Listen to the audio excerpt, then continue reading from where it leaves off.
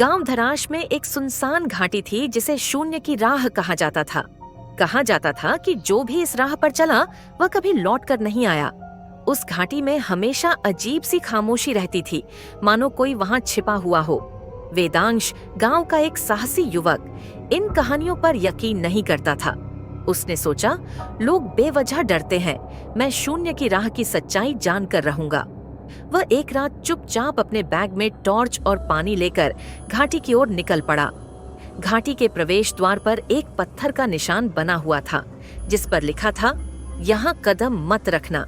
लेकिन वेदांश ने इसे अनदेखा कर दिया और आगे बढ़ा। रास्ता धीरे धीरे घने पेड़ों और धुंध में खोने लगा। हवा इतनी ठंडी थी कि उसकी सांसें भी ठहरने लगीं। चलते चलते उसने महसूस किया कि राह पर कदमों की आवाज गूंज रही है, लेकिन यह आवाज उसकी नहीं थी। उसने पीछे मुड़कर देखा, लेकिन वहां कोई नहीं था। अब उसे थोड़ा डर महसूस होने लगा। थोड़ी दूरी पर उसने देखा कि एक सफेद कपड़े में लिपटा हुआ इंसानी आकृति का कुछ पड़ा था। जैसे ही वह करीब गया, वह आकृति धीरे धीरे हिलने लगी। वह घबरा गया और वापस भागने लगा, लेकिन घाटी के रास्ते बदल गए थे।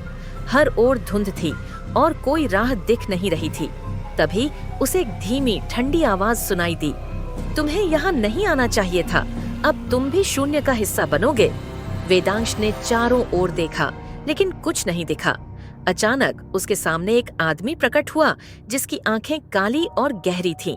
उसने कहा, मैं वह हूँ जो इस राह का रक्षक हूँ। यहाँ आने वाले लोग शून्य की अनंत गहराई में खो जाते हैं। वेदांश ने डरते हुए पूछा, मैंने क्या गलती की, मुझे यहाँ से जाने दो।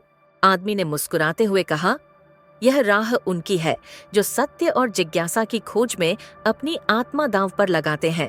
अब तुम यहाँ से तभी जा सकते हो जब तुम अपनी सबसे कीमती चीज मुझे सौंप दो। वेदांश ने सोचा और कहा, मेरी सबसे कीमती चीज मेरी जिज्ञासा है, मैं तुम्हें अपनी जिज्ञासा सौंपता हूँ। जैसे ही उसने यह कहा, घाटी की धुंध धीरे धीरे गायब होने लगी। वह गांव लौट आया, लेकिन उसकी आंखों में अब कोई चमक नहीं थी। वह अब एक सामान्य व्यक्ति था, जिसने अपनी जिज्ञासा खो दी थी।